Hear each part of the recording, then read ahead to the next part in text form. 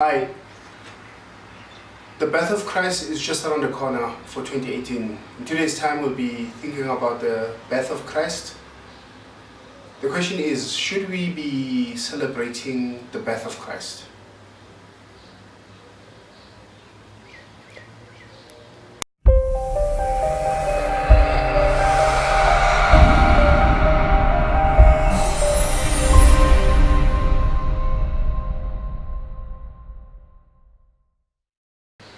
There are several reasons we need to think seriously about celebrating the birth of Jesus Christ. The first one we can find in Joshua chapter 4. God told the Israelites to gather 12 stones from where the Ark of the Covenant passed the river Jordan. These stones were meant to be piled together so that when the children asked in future generation, the adults can answer and say, you know what, this is a reminder that we did cross the Jordan River when we were moving from Egypt, the end of slavery. So God endorses memorials. God endorses and commands us to think critically about our past and major events of our lives. When it comes to celebrating the birth of Christ, I want us to think about the Feast of Purim that is found in the book of Esther. The Feast of Purim is not commanded by God, but Mordecai instructed and obliged all the Jews to observe it. Purim is exactly almost like what we see in Christmas today, because people were required to exchange gifts, people were supposed to share food with one another. Those who were lacking were supposed to be beneficiaries of those who were well off. The well-off or the benefactors were supposed to give those who were without food. So the Feast of Purim was like a precursor to Christmas, because people were meant to give gifts. And God did not command the Feast of Purim. Nowhere. Haman wanted to harm the Jews. Mordecai picked up the plot to harm the Jews, notified Queen Esther. Queen Esther made a plan. The Jews were saved. When the Jews were saved, they killed their enemies and they celebrated. It's a major historical event that was celebrated by the Jews. God did not command it, but they celebrated it. It's not meant to not highlight it as a sin. There's a hint in the New Testament that Jesus himself celebrated the Feast of Purim. If you look at John chapter 5, they don't tell us what the feast was. We don't know if it was Purim, Hanukkah, Pentecost, or whatever, but Jesus celebrated the traditions of the Jews. The other events that we must think of is the synagogue itself.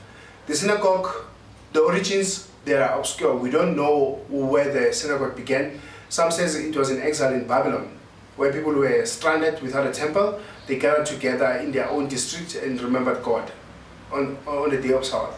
So Jesus did not say God did not celebrate or command the synagogue worship. But in the New Testament, all over, all Jews, every 7th day, they met on the Sabbath in a synagogue. That was not commanded anywhere.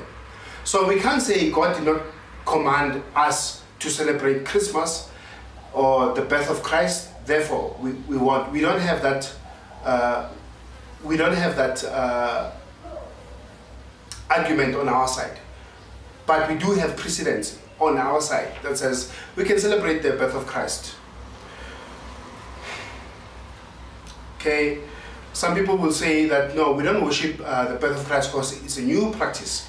It was not there in the New Testament, but that's not true, because if you look at the shepherds, they were interrupted in their business by the angels. They sang.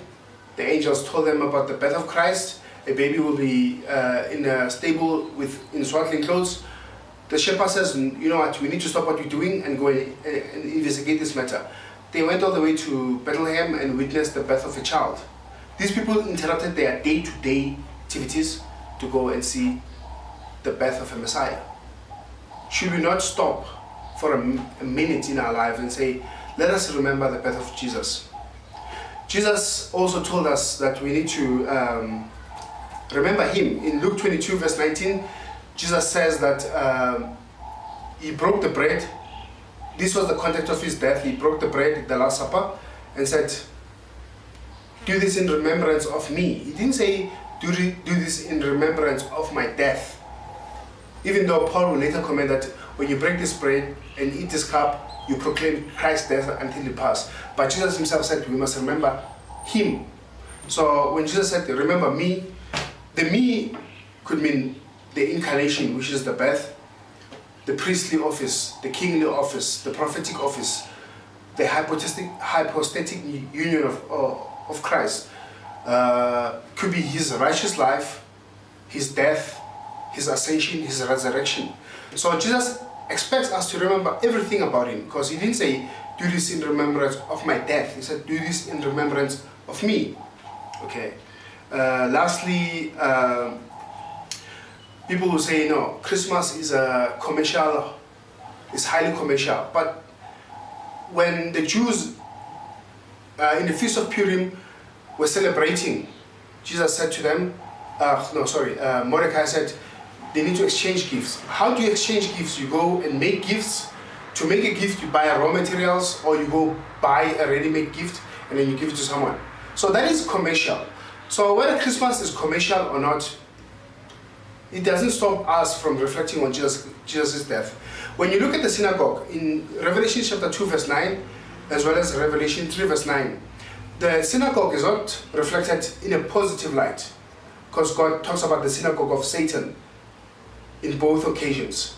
So the synagogue could be a place of bad intentions.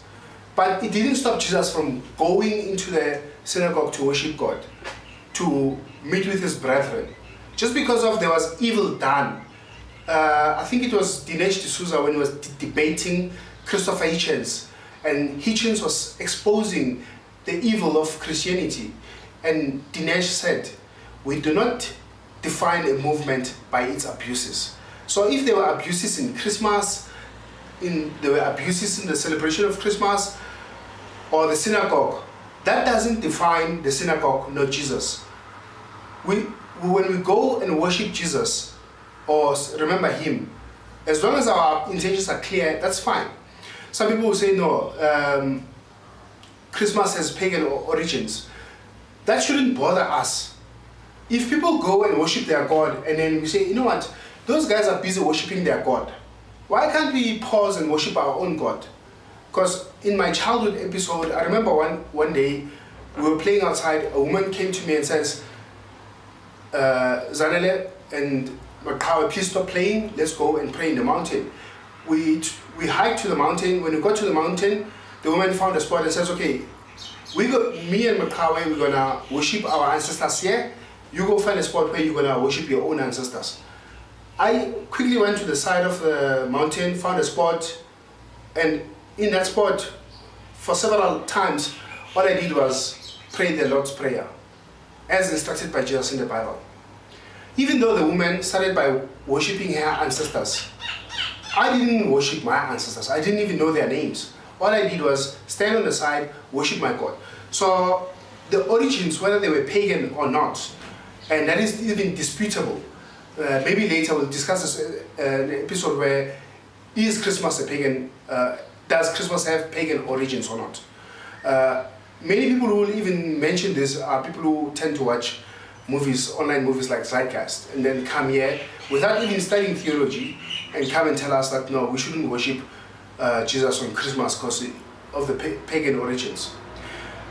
There are many points, there are many issues we can count for Christians pausing and then reflecting on the birth of Jesus around the holidays. If you have a few ideas, if you agree or even disagree with this post, you are welcome to scroll down below, post some comments. The entire message that is covered today is also available. If you click on the link below in the description of this YouTube video, there's a link explaining all the sources that I've used for the compilation of this video. So yeah, thank you for watching. Stay tuned for the next episode.